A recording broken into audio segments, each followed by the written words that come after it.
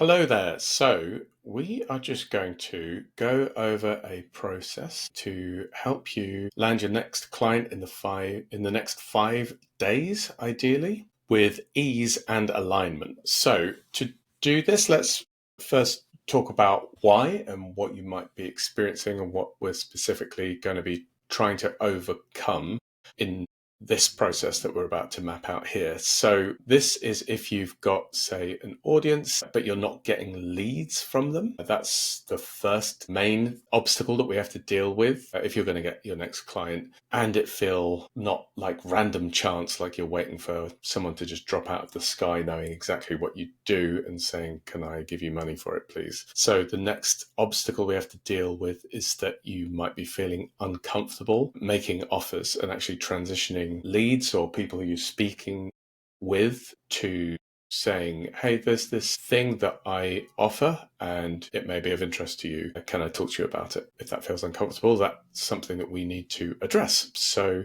the third thing then is just talking to the wrong people who are not the people who you should be spending your time with. They're either people who don't want what you're offering or they, for any reason, can't actually buy it. And that might be because they can't afford to, or it might be that they don't have the actual time to engage with it once they've bought it, so they're not going to get the benefits, or other possible reasons. Now, a really well-designed offer is going to speak to the right people, but when it comes to going ahead and doing things to get clients in the next 5 days, not everyone's going to have seen that offer, and you're going to be potentially wasting time talking to people who haven't been through any kind of filtering process. So we need to address that. So how are we going to get around the problem of having some kind of audience? And it doesn't need to be millions and millions.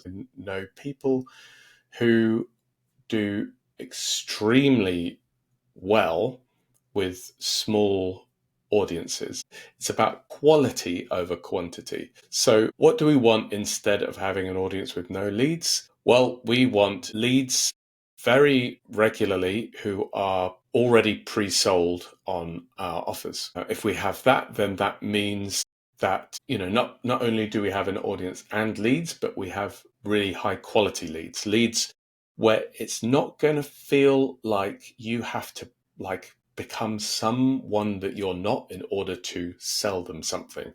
It doesn't feel like you have to abandon your own connection with yourself in order to manipulate, convince, persuade, push, or otherwise control someone else's behavior, decisions, outcomes. That's really not what I have any interest whatsoever in doing or being or becoming in my business. So I'm going to say that our aim is to get people who are already pre-sold on our offers, predisposed to be interested in the offer that you want to make them.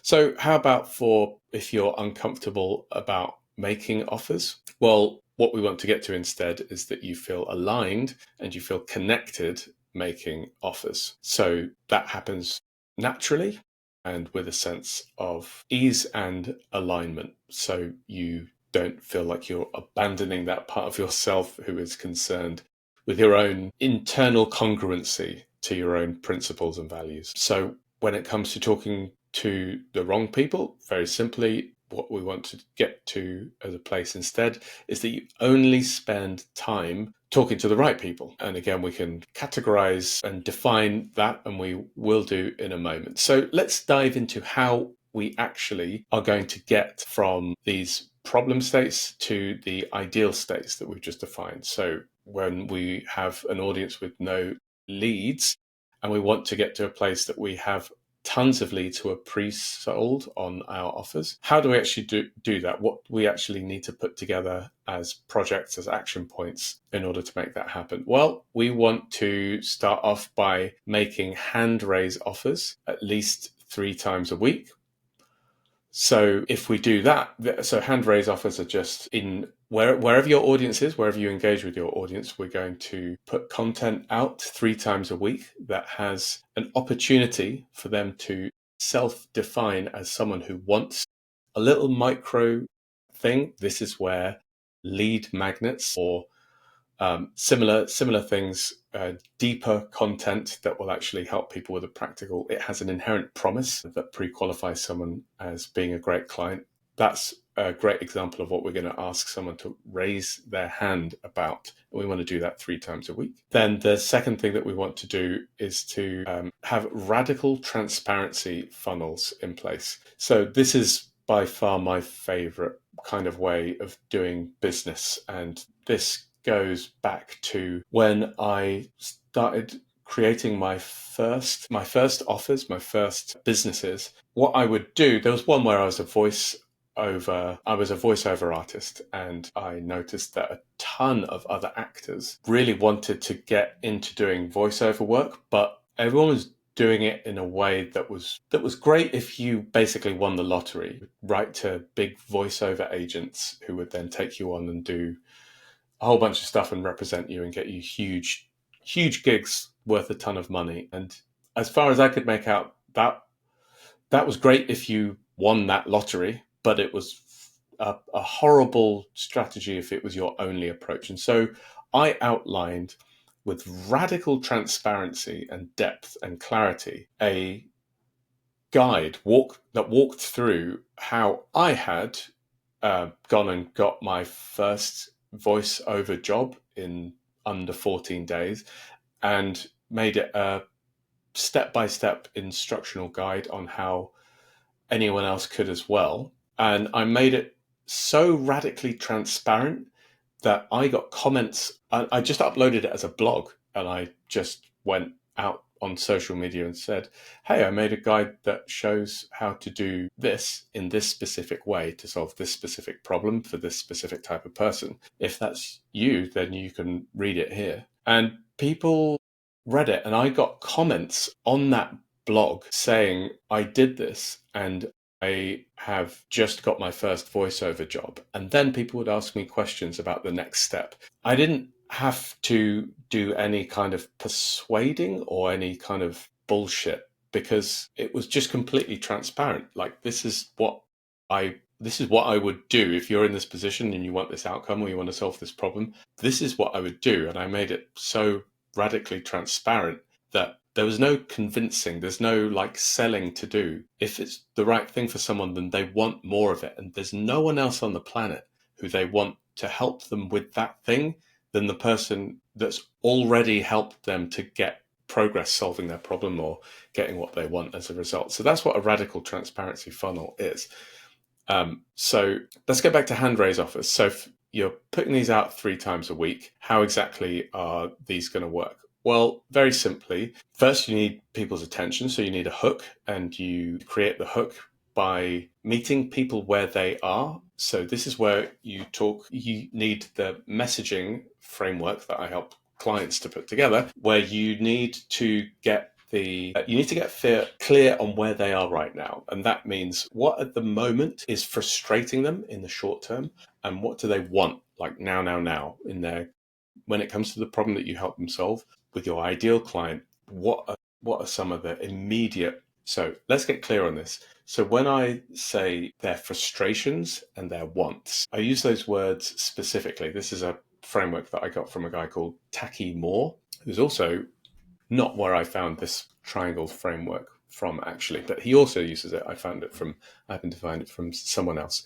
but he's very, very good. And he defines the messaging, how to meet your ideal prospective customers and clients where they are, in terms of like, what do they want to get away from? And then what do they want to move towards? But he also breaks it down in a way that I think is really helpful, which is in the short and immediate term, and then in the future. So a lot of people in their messaging talk about the future, what do people want to avoid, and the future, where do people want to get to, say in like a year's time, 5 years time, 10 years time. It's like you want to move away from these abstract things, saying voiceover, that would be like with the clients that I had with that business. If I'd spoken about you want to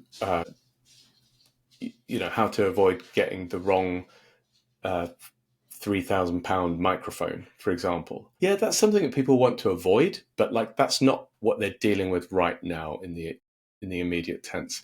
And in the future, they want to, let's say, get a fully professionally built website with loads of organic search engine optimization traffic coming to it. So they get a constant flow of like voiceover leads. Yeah, again, great. But like if I haven't got my first voiceover job, that's not where I'm thinking about like now. And that's why I said how to land your first voiceover job in the next 2 weeks. That's a really immediate time frame. It's a really immediate, tangible want. What do people want now, and what is frustrating them now on that immediate timescale? So that's there's a million different ways to use that as a hook. But as soon as you've done that, you then transition into a story about when you or someone the best two things are you or a client of yours or someone who you helped. A story about them being in the situation where they wanted or were frustrated by what you've talked about in your hook. And then dive into the story and then immediately extract from that story, here's the point, and you reveal an insight. And that can be like something practical and actionable, but more often than not, it is more effective if it's an insight that shows a different perspective or belief. So at this level, people on LinkedIn tend to think, okay, if I write an instruction manual and publish that, then that's the best thing. People just want the how to nitty gritty tactical stuff. I think it's a way, in my experience, doing this a long time in a lot of different mediums, it's much better if at this level of interaction with an audience, you start with a hook, meeting them where they are in the short term with what's frustrating them or what they want in the immediate sense related to how you help, and then transition to the story that lets them feel and experience and connect with you painting the picture so that it feels hyper relevant to them. And then the insight isn't like a tactical, here's 3 things to do.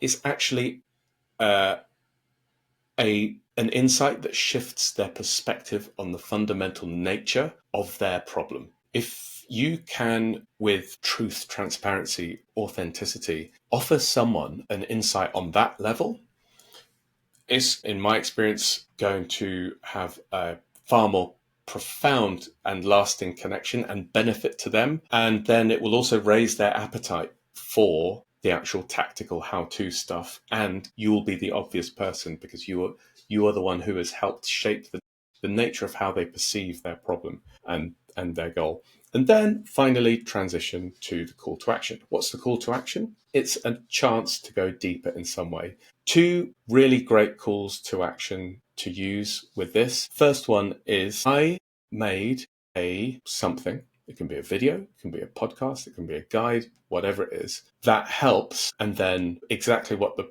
post has been about, the main problem, frustration, want that this whole piece of content has been tackling. You make a resource that helps them get what they want or stop what is frustrating them, that is either faster, easier in a way that is new or in a way that is different from what they're likely to have come across before. So that's one thing. And again, this is your lead. This is as simple as, hey, I made a free diagnostic tool that helps you to really break down and understand and self-diagnose going through a process what exactly is happening with you or why you might be experiencing XYZ. So that's the first type of call to action. The second type of call to action I would recommend is to say, currently offering one help on a 10-minute call, 15-minute call to help you. And again, insert the main thing that's the hook of the whole thing. This is where we'll sit down together for 15 minutes and I will see if I can help you to, and then get the outcome or stop the frustration in the next however long your offer is. And this is what your offer promises to do for them. If you want it, then tell them clearly what to do. Either, comment with a specific word or DM me. One of those 2 things is a great way to go. You could also do things like leave a link in the comments and tell them to click on that. But it's much better if you can actually just get some like interaction. From my experience with social media, that's just going to like do a lot more. So in either of these cases, whatever we do, the point with the call to action is that you're telling them how to get the next obvious thing. If you've just dived into a frustration, the next obvious thing is about resolving that frustration. And similar with if you've been talking about something that they want, then the next obvious thing is like the next obvious step in actually getting what they want. All right, so let's quickly dive into radical transparency funnels. So again, this is where you basically use your lead magnet. You can create a resource like a podcast or a video that is designed to be radically transparent in the way that I explained about the guide that I created for how to get your next voiceover gig in the next 14 days, your first voiceover job in the next 14 days. The point of this is to create as much connection and trust as possible. There's a chap called Mike Killen, who I think is absolutely brilliant and highly recommend following. And the way he talks about this is that your marketing strategy isn't to get you stuff. It isn't to get you leads, clients, sales, customers. Your marketing strategy should be to help a certain number of people to get the outcome that your offer helps them to get. So, for example, let's say you're looking to help people break unhealthy relationship patterns and to become ready for healthy, loving relationships by healing their nervous system from painful past experiences, then the goal of your marketing is to help as many people as possible to heal their nervous system, break unhealthy patterns, and to become ready for healthy, loving relationships full of intimacy and connection. That's what your marketing's goal should be to do. It makes it infinitely more effective than compared to if the goal is to get you stuff from other people. These tie together, so the hand raise offers go up, and then when people say, yeah, I'm interested, then you give them access to the radical transparency funnel.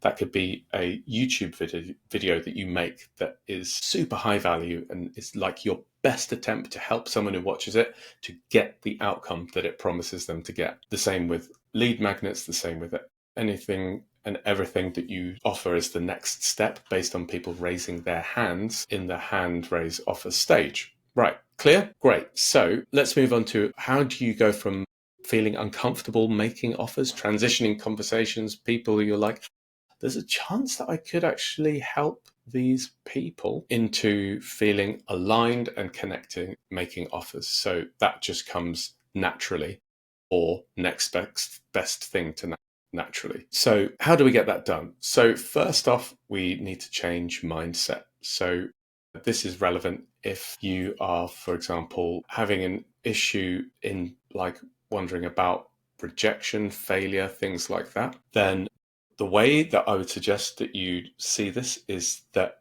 you absolutely require data in order to best help people. And by having conversations and transitioning to saying, look, I don't know if this is going to be exactly right for you, but I actually have something that I offer for people who want to become clients, and it could be right for you. Would you be open to hearing about it? Or if I ask you some questions to see if it could be helpful for you. If you do that and say that, then you are going to have access to information. You need that information in order to help people. So that's the first thing. So the information, the data is valid and it's a win and a success. Whether someone ends up buying something or not, that's irrelevant. That's actually not what the point is. The main goal, the main point is to run experiments with enough volume so that you have data that helps you to understand people better and make sense, and therefore be able to help more people on a deeper level. So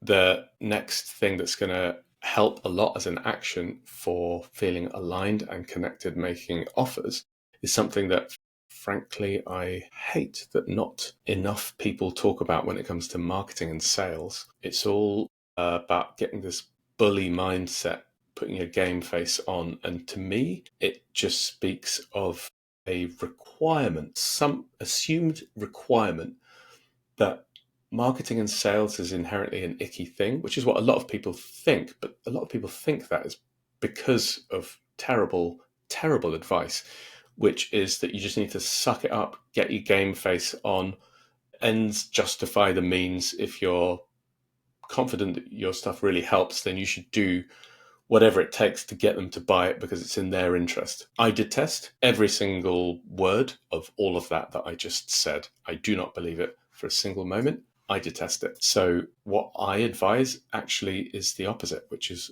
listen to your body. So tune into the somatic immediate experience of yourself and your body in the present moment when you are engaging with anything to do with marketing and selling. Tune into the feelings that come up in your body and listen to that for any wisdom that it might actually have for you, and also for evidence of any way you are required to disconnect from yourself, disconnect from your values, your principles, how you want to be in order to say something or control someone else's outcome. I'd say pay attention to that and then address and explore what might be going on there. Because if you do this, you put yourself in the position possible to discover where what you're saying fundamentally doesn't feel aligned. And the easiest way to be comfortable making offers and feeling aligned and connected making offers, being yourself in your authenticity and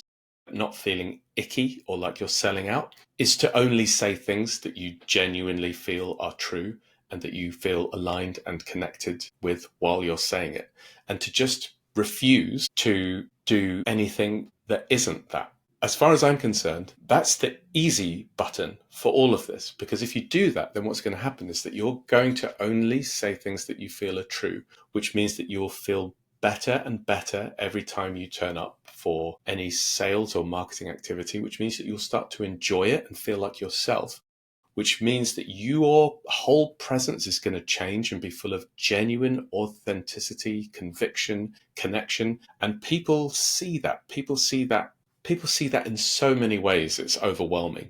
It's infinitely more important than picking the right words to persuade or any of that absolute torrid nonsense. So tune into that and address the things that your body's bringing up. And it might be like, come at it from a place of curiosity where you ask questions as if you're genuinely trying to find answers that you don't know the answer to yet. For example, if I'm making this video and I was to be saying, use more scarcity, you can dress up anything with fake scarcity and it makes people feel more compelled. So even as I say that, I feel a kind of slight sense of like pressure and tension just creeping in on, for some reason, my left-hand side of my body, because I'm attuned to the physical sensations that I'm experiencing. Immediately, I have information now that I have to like brace myself in order to say,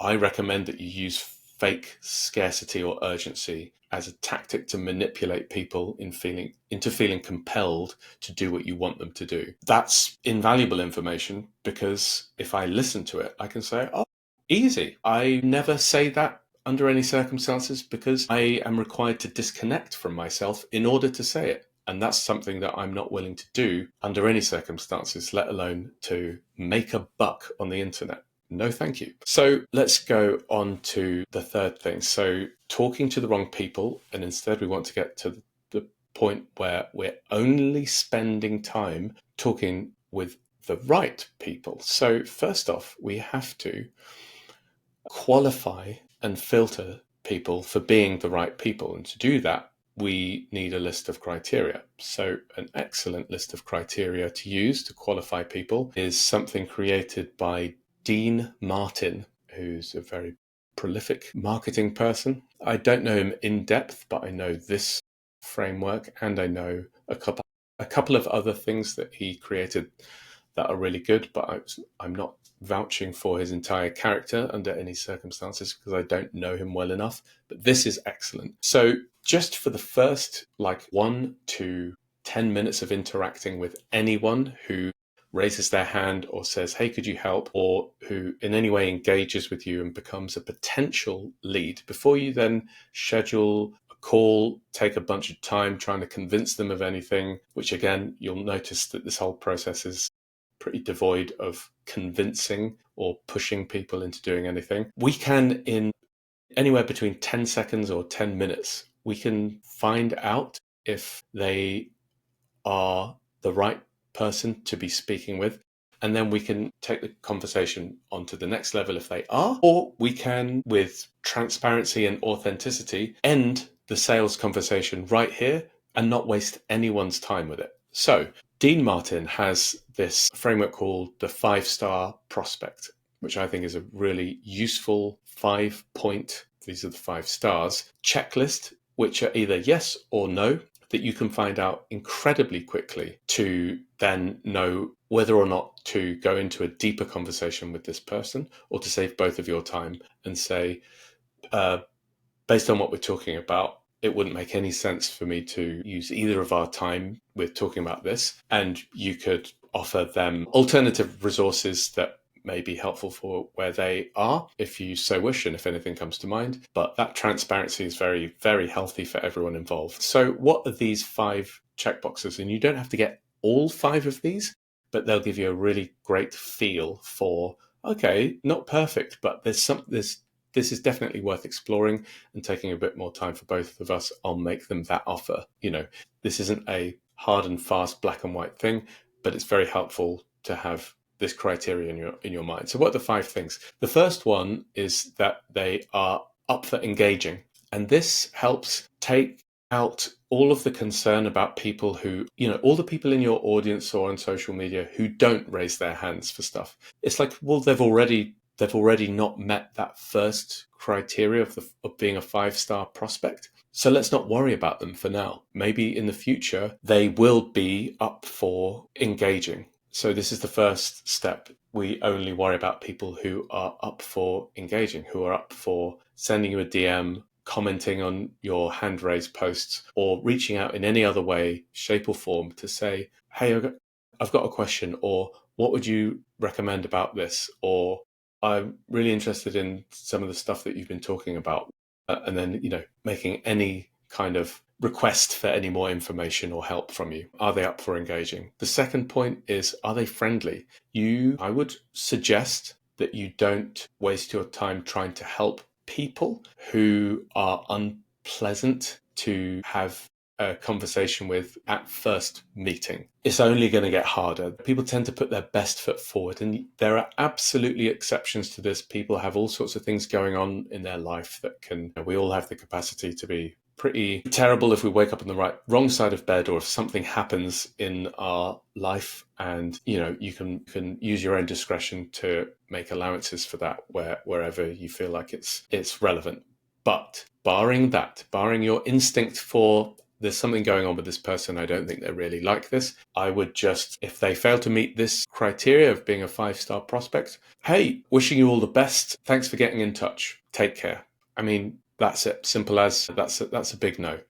The third piece of criteria is that they know what they want. So if you say, hey, yeah, sure, happy to engage, they've engaged, they're friendly, you can offer them the thing that if they've raised their hand in response to a thing that you offered, you show them how to access it. And then you can say, if they're engaged and if they're friendly, you can say, so what are you looking to achieve when it comes to, and then the thing. So if they're like, oh, I've no idea, I'm just curious, or yeah, I don't know, I don't even know if this is a thing for me, then they're not a 5-star prospect. They might be a 4-star prospect, and you might be able to still choose to engage with them and go into the next step if it feels like, oh, they're not immediately able to articulate it, but I think this is definitely still worth a conversation. Great, but it's still good to know that they are at that stage, as opposed to someone who is like,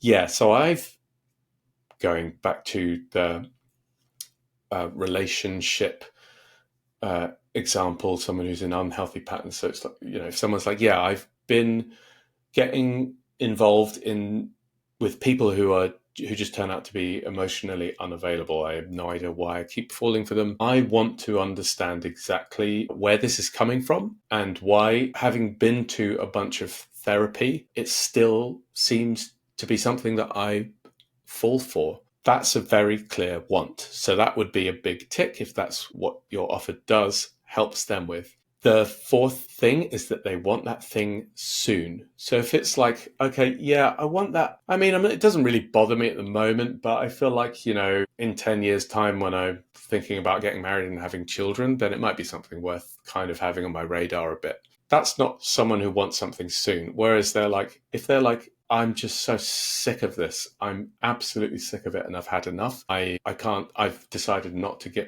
do it, go on any more dates until I've kind of tackled this and faced whatever's going on. That's someone who wants things immediately now. That's an excellent sign for someone who it makes sense to have the next step of conversation about. And then the fifth thing is that if they want help with what they want and what they want soon, specifically from you. So that's the fifth thing. And you can tell this very easily that sometimes people volunteer this and say, I've been following you for ages. I love your stuff. I've been really hoping that you would offer something like this because it's just so much better than if I find it from someone else who I don't know and follow and trust yet. Brilliant. Done deal. That's a check for this characteristic of a 5-star prospect. But you could, in conversation, easily find this out by saying, where are the places that you go to for help about this? Why is there any reason that you got in touch with me? And that might draw out from them information about they might have not mentioned, they might have not volunteered, but they might say, if you ask a question like that, they might say, oh my God, yeah, I followed you for like the past year, or I found you a week ago and I've binged everything that you have to offer. I know that I really want help, ideally from you. Or they might say, yeah, I don't really like, and then they might say something which is basically the core principle of how you approach life itself, or which is the core mechanism you use to help clients. And that immediately lets you know, right, so if this person bought my thing and then discovered that, having told me in a conversation that one thing that they really are not interested in using to get help is this thing, and then they discover that that's the main thing that I use to help people in my offer, we're going to have some bad juju. We're going to have some unhappy customers. So, like I say, you don't need all 5, but it's an unbelievably helpful list of categories with which to use to at least start making a gut decision about whether or not you want to take someone into the next step. So the next part of this is, how do you do that? Well, you can do that with a 10-minute call, or you can do that through the DMs. So I've been talking about it as if you're talking on DMs, but you can also have a 10 or 15-minute call. So the way that you do this is by naming the call, 10 or 15 minutes or 20 minutes, however long. You can experiment with that. But you call it, say, your lead magnet, your offer, the thing you've done a hand raise post about.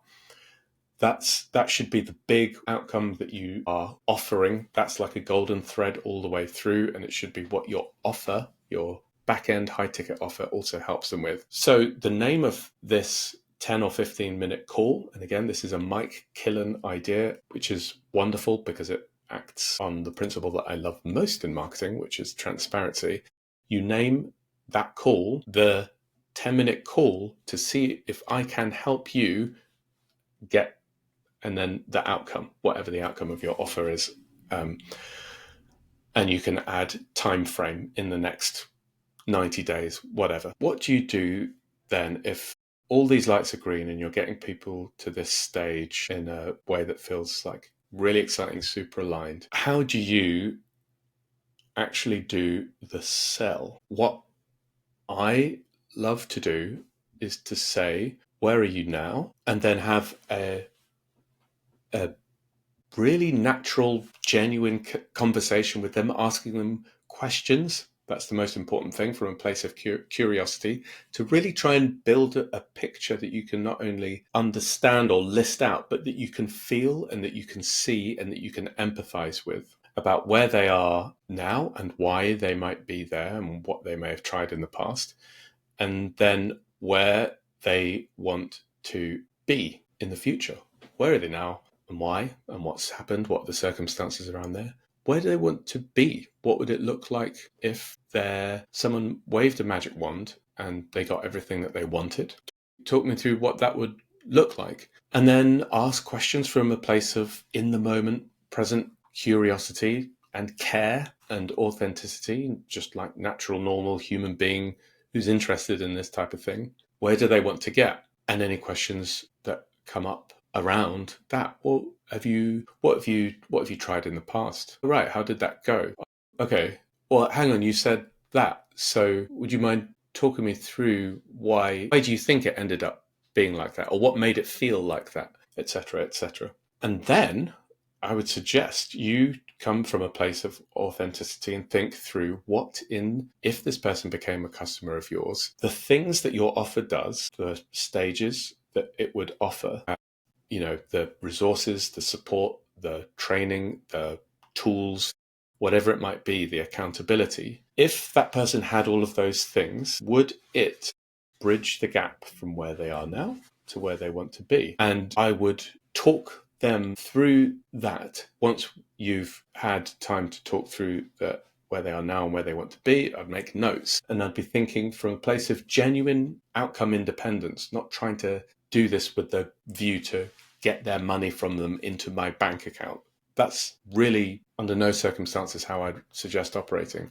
I'd be coming from a place of genuine. If they did, so listening to all of everything that they've got going on past and where they want to be and getting a feel for who this person is, do I actually think that my program will get them really exciting results? And if so, then I would just explain my thinking about why that is and what about this is going to deal with the specific things that they've brought up. And then I would talk them through that. And then I'd be checking in with them and be like, how does that sound? Is that something that, have you come across that before? Do you think that would be helpful? Or do you have any questions about that? And at the end, if it feels like you're both excited, I would then say, great.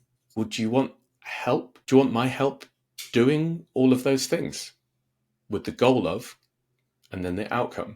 And then they'll either say yes, great. They'll either say no, at which point I'd just keep that curiosity switch turned on and say, oh, yeah, could I? Yeah, I'm curious as to why. Is there something that you feel is missing, or is there something that means this feels like it would be the wrong thing for you? I'm curious as to why. What the reason is that this doesn't feel like the right thing for you. And then listen, and either it's something that's just like, oh, I just mean, yeah, I couldn't start because I'm going on holiday in like 3 weeks time and it's just going to mess up all the timings. And maybe that's something you could immediately address and be like, right, yeah, no, we can start. We wouldn't have to start now. We could start in, give you a week off to get back into the swing of things after your holiday, and we could start then. Would that work for you? And they'd be like, oh yeah, amazing. Yeah, cool. Yeah, let's definitely do it. Maybe. Or they might say, no, I just don't think it's for me. In which case, great. You ask questions to find out why. And the third thing that they could do is say, maybe, and then ask you questions. If someone's asking questions or engaging with you in a conversation about things that they see as obstacles or reasons that are kind of making them uncertain, that means that they are potentially interested if they get answers that clarify the concerns that they're listing. That's it. It's not a maybe, I'm just not sure about being able to do. You mentioned that there's like bits of homework that I'd have to do. I'm just not sure. I'm not great at organization and doing homework. I'm just worried that I'd waste my money because I just wouldn't do any of that stuff. That's not a reason for you to then say, yeah, cool. Sorry for bothering you. Let's leave it there. Thanks so much for your time. Bye. That's an opportunity for you to think, or is there something in my offer that actually helps with that? Well, yeah, actually, we have a group, and we have a group like Facebook page, or you have access to me over WhatsApp. Okay, so you're worried about not being able to be accountable and actually do the homework exercises. Do you think that it would help if you had like a group of other people who are all like helping each other to stay on track and be accountable and find time to do it together especially if people are like arranging times that they'll do it at the same time and buddy up and text each other after, or like do it together? Or would it help if you had access to the person running the course via WhatsApp, who would be checking in on you literally every day? Do you think that would help you actually find it easier and more likely to do the homework and actually not have to worry about the homework, and potentially even ideally enjoy the discoveries that you'd make by doing it? And they'd be like, yeah, is that is that a thing that you, oh my God, yeah, that's always been because I've always just bought online courses or watched YouTube videos and then I don't do anything. But actually in school I did great when we had like homework club. It sounds like homework club. Oh my God, yeah, great. Like, these are all opportunities to just let both of you discover what you don't yet know about what the other one means and where the other one's coming from, and what things they don't know about in your offer there are. And that's it. And then at a certain point, someone might ask what the price is. And then what I would do is list what you actually get and say, not like reading an encyclopedia. So you say, okay, yeah, great. Let's talk about the price. How much does it cost? Just to be clear, what this is a 12-week program, which we do this. We start doing this. That involves this and this. Then we do this. That involves this and this. Once you've done that, you're going to be ready to do this because we'll have dealt with X, Y, Z. Then I'll give you this, and this, which will help you do this. And once you've done that, the last stage that we go through is this, just to help bed it in. All points you have like this training, this every week. You get the replays, you get access to me, blah, blah, blah. You get the group access, blah, blah, blah. And then afterwards, I offer contact for this amount of time. So yes. So all of that you get, and you also get if you offer a guarantee or blah, blah, blah, blah, blah, the investment for that is this much. It's payable upfront or deposit, or there's this payment plan. And then you can say, it's up to you. You can either, some people say just be silent. I find that a bit weird.